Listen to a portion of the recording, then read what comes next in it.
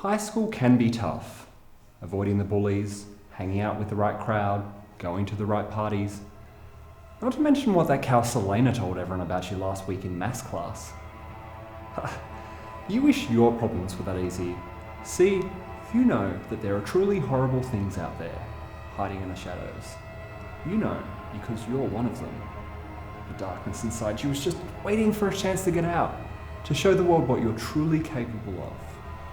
But you're not the only monster out there. Join the vampires and the witches, the ghosts and the Feyborn as we take a look at Monsterhearts.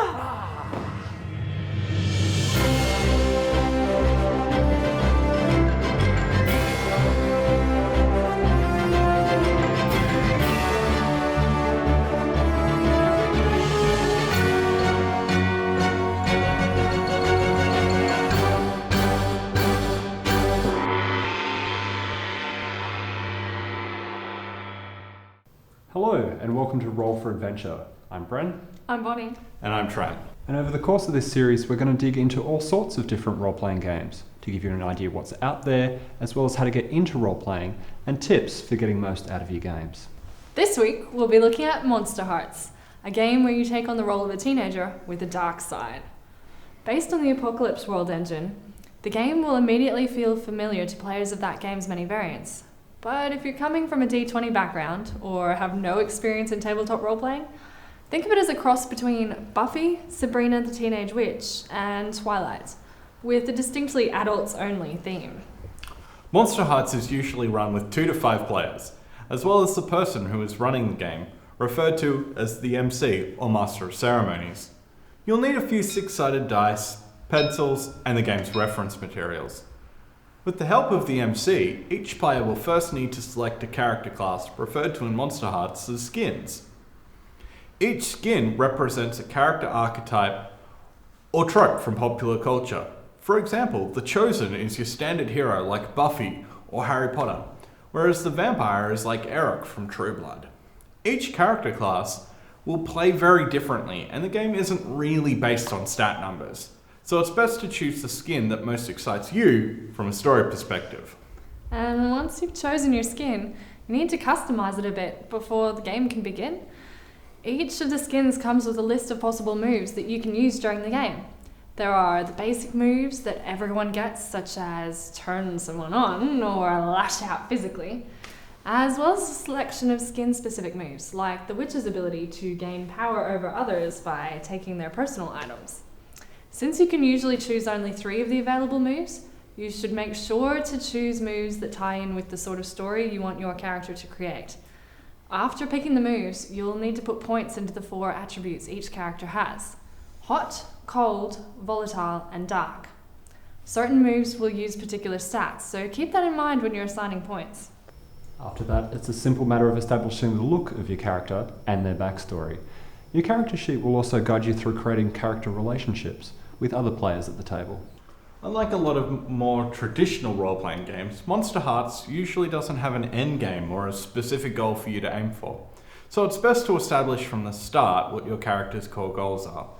This will help give the game some direction. Another big difference from traditional RPGs is the role of the MC. Unlike most game masters, the MC only has limited control over where the story goes. Their role is more focused towards playing the characters that the other players will interact with. The game is broken up into scenes, like a television show or a movie. The MC and players decide what's important enough to turn into a scene, how it should play out, and where the story should go next. It all evolves quite organically. You'll be surprised at how much time flies by while your characters are just sitting in class. Most of the game will be conversations between the characters. But occasionally a conversation will get to a point where the MC determines that a player must use one of their moves to accomplish the character's actions. For example, Bonnie's character might have promised my character that we'd go see a movie together. If her character tries to get out of it, the MC will make her use the move, shut someone down. Bonnie would then roll 2d6 and add a cold score. If she gets a 1 to 6, she'd fail, and the MC would make what's known as a hard move. But if she gets a 10 to 12, she'd succeed. Where the game gets really interesting is where she rolls a 7 to 9. In that situation, she'd still succeed, but only if she agrees to pay the price. Most of the really interesting twists and turns in the story come from these 7 to 9 rolls. In a lot of cases, you'll actually find yourself hoping that you don't get a complete success, because you're looking forward to finding out what twist the MC is going to throw into the story. Often the other players will also be chipping in with ideas for what price you need to pay. Another mechanic that keeps things interesting is the fact that a lot of the character moves are one-directional. In most RPGs, when a player tries to do something to another player's character, the player usually has a chance to try and resist using an opposing skill check. That is not the case for many of the moves in Monsterhearts. So if a character succeeds on a die roll while trying to seduce your character, well, your character is going to be seduced. This can be quite confronting and confusing for new players, but it really feeds into the theme of out-of-control teenage emotions. That's why any players going into a Monsterhearts game need to keep in mind that even though the characters are teenagers, this is definitely an adults-only game. Yeah, because each character sheet has a sex move right at the top. Sexual relationships between characters form a key part of the game, just as they do in the life of most fictional high schoolers. So if you're likely to find that uncomfortable, Monsterhearts is definitely not the game for you. Well, that's a very brief rundown of the game's mechanics. After the break, we'll dive a bit deeper into the strengths and weaknesses of Monsterhearts and give our overall impressions of the game. Stick around, we'll be right back.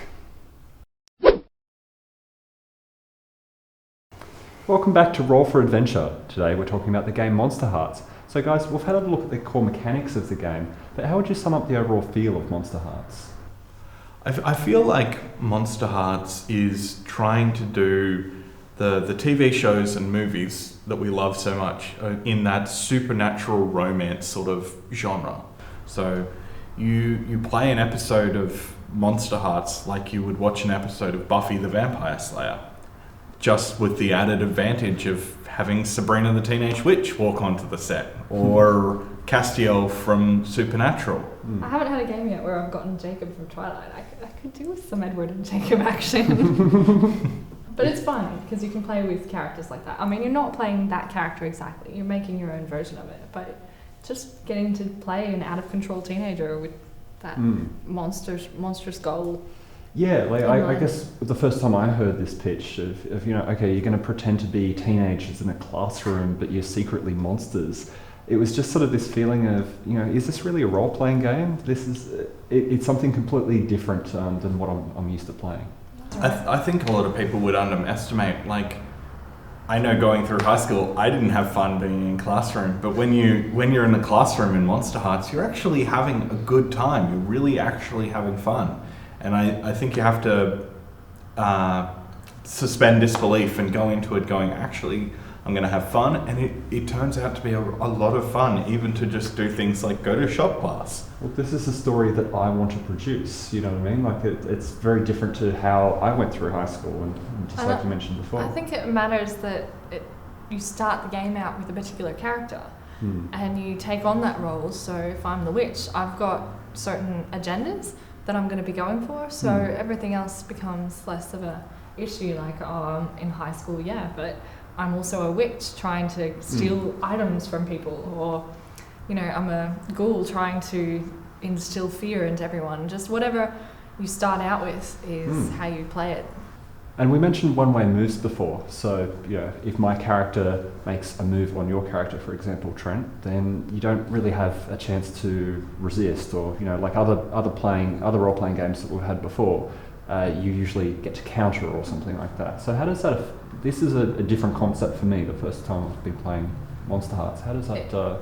It can be very confronting to new players because you can go into the game thinking, oh yeah, I'm this female cheerleading queen bee, and my work's cut out for me. I'm just trying to get this handsome jock, and I'm totally straight. And then up comes this witch, and she turns you on and beguiles you. Well, I mean, in the theme of the world, it's all supernatural. It's magical. You don't have a choice in that. It's one directional. Yeah, but it can be confronting to new players. Yes, because your sexuality is not really defined. No, it's very flexible. You might have a set concept in your head for your character.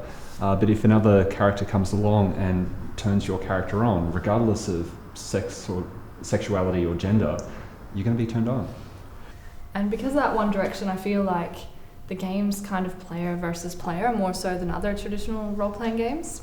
In those ones, you're all working as a team and you're going out to kill the dragon together, and the MC or the game master is telling you what's going on. Yeah. In this, it's more player against player where you're going after your own goals. Yeah, and it's not a linear story as well. No. You know, we can start playing out the timeline and decide, oh wait, we just want to reverse a bit and focus a bit more of this in the scene. And you know, there's a chance within the game to sort of have that meta opportunity to wait, I just need to go back a second and let's do this instead. Or it's flexible. As a player, if I'm not within that scene, I can influence that, or I can say my character is going to do this to influence the scene. You know, that meta knowledge outside of the game is perfectly acceptable and valid within And just like a Monsterhearts. TV show, some characters can go off in one area and do something, and other characters can go off somewhere else. And It's not a party system. No. Each character within the game has their own agenda and goals within the game. So you know, constantly pulling that storyline in each direction makes it very interesting. I feel like the moves also give the players a little bit more control in very unexpected ways.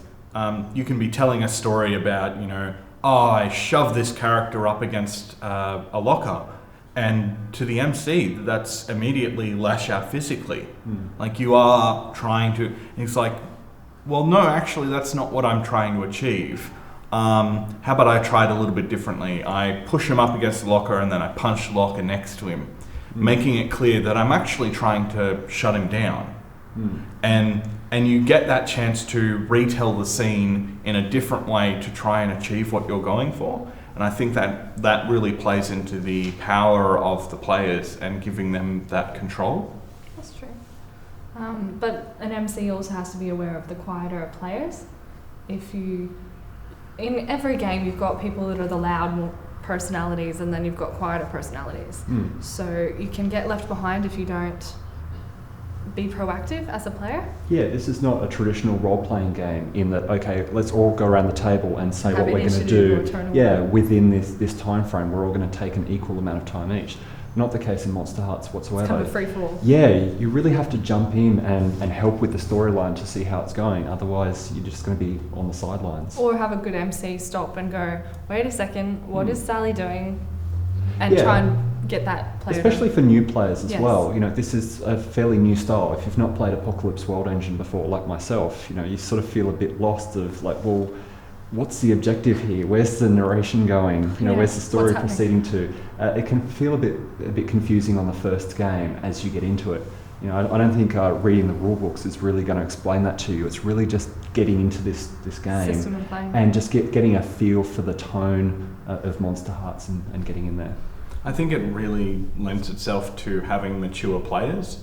I think mature players would be able to cope with that concept better of, hey, go out and go after what you want. I think that if you play with newer players that maybe don't have that maturity, that they don't understand the concept of if you want something, go after it. And that's part of the game. And a lot of the character goals, I suppose, would be that you need to put other characters down to succeed in where you want to achieve. And that can be a bit confronting for the first time. It's like, but You don't at want the to sa- attack the other players, Yeah, but exactly. you want to play out your goals. Like our last game, I played a ghoul, and my hunger as a character was chaos. So I'm kind of inconveniencing every other player or character in the story. Yeah, this is, just to be clear, this is not like let's attack each other as characters. This is, you know, strictly put blocks or, you know, like obstructions in other people's way for them not to succeed, for you to succeed, and so forth. You know, it's not a physical in-game attack against each other's characters.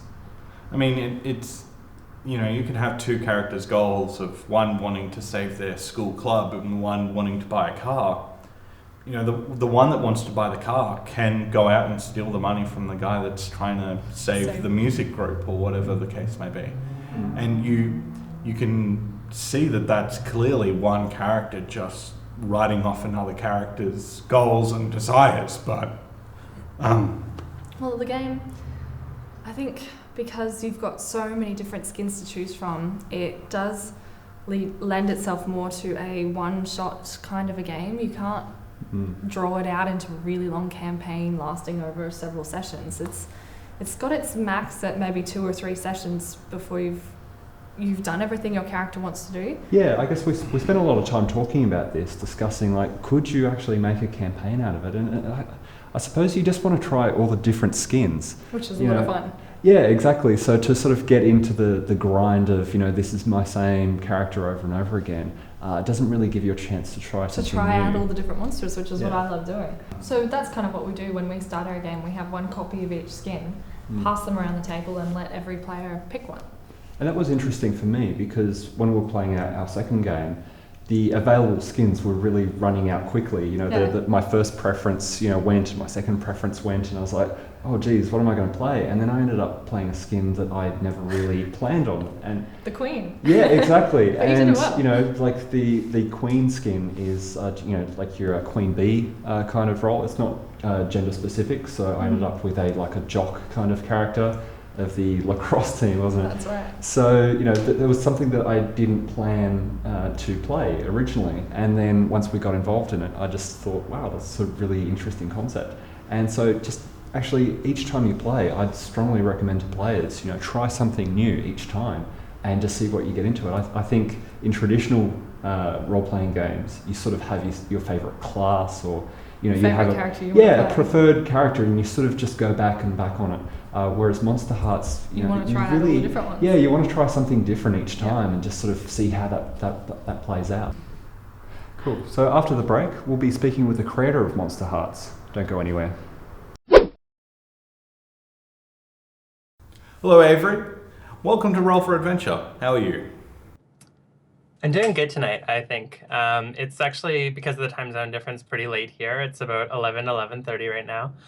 So to be honest, I'm a little bit sleepy, but I'm doing well. So what were your main design goals going into Monsterhearts? Well, so it started as a joke. And so at first, it was kind of just poking and prodding at the silliest tropes of the genre and trying to emulate some of the structure of those stories. But then when I started to take the project more seriously, I think, and the reason I started to take it more seriously was that I realized there was an opportunity to interrogate some of the more problematic parts of the genre. Twilight and Buffy and the whole supernatural romance genre tends to be painfully heteronormative and painfully dismissive of women's sexual agency. There's a lot of stories about mortal women waiting around to be overpowered by stronger supernatural men. And so when I was approaching this game, I was like, if I want to play with these tropes, if I want to play with these themes and these icons, then I want to do it in a way that interrogates and dismantles those traditions, or at least it gives players the opportunity to do that. So Avery, what was the thought process in making many of these moves one-directional, using turn someone on, for example? So in designing those moves, those social interaction moves, I wanted, I didn't want to create mechanics that emulated conflict. I wanted to create mechanics that emulated that feeling of like someone just had an impact on how you see yourself. That's already on the table, and now you have to choose how to react to it. I think that a lot of traditional game design gives characters agencies by giving them the ability to like block action, and I don't think that that's a very interesting way to tell a story. And so the mechanics of Monsterhearts are much more centered around saying like yes and. So like this other person, they hurt you, or they confused you, or they aroused you, or they gained power over you, and now what? Now what do you do? So rather than your power being something that minimizes someone else's power, just accepting that we're all powerful and chaotic and impacting one another and exploring that impact. So with the characters in the game, sexuality is a very fluid concept. When designing Monsterhearts, was that particularly important for you? Yeah, it was important for a couple of reasons. Part of the reason that it was important was that I wrote Monsterhearts while I was still figuring out who I am, still figuring out that I'm queer and that I'm trans. And so I was writing mechanics that spoke to my own concerns in the world. I also thought it was important to attack or deconstruct, as I said, that heteronormativity that is run so thoroughly through the genre. Often in these stories, men have power from outside the human experience that they bring to the table and inflict upon women, and it's a very one-sided, and it's a very kind of stale dynamic in supernatural romance stories. And so I wanted that fluidity and those kind of constant subversions of where we thought the story was going and who we thought these characters were and what we thought their like sexual agency looked like. I wanted all those things to be constantly changing and churning, to challenge the ruts that the genre naturally falls into. I've been emceeing a lot of Monsterhearts, and I've been finding it really interesting that the MC doesn't seem to have as much control as traditional GMs. Yeah, what would be your advice to anyone looking to run a Monsterhearts game?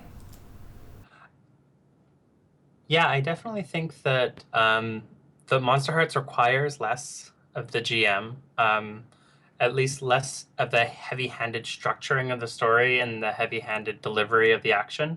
Monsterhearts works best when 90% of its action is coming from PC to PC interactions and PC to PC tensions. And a lot of the advice for the MC is about using NPCs to provoke that PC dynamic, and then to kind of back away and just let everything slowly implode and step in to stir the pot and then let it implode again. That's a mixed metaphor, but I hope you understand what I mean. And I think that one of the pieces of advice for MCs is just to like relax.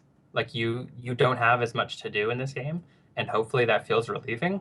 But also, I think that the MC in Monsterhearts does have a lot of power, and I think the best way to use that power is with gentle touches. It's to do a lot of listening, a lot of looking at situations and figuring out how the characters are unstable in their power or where their secret weaknesses are, and then just asking even just like a simple question that reveals that to the other PCs.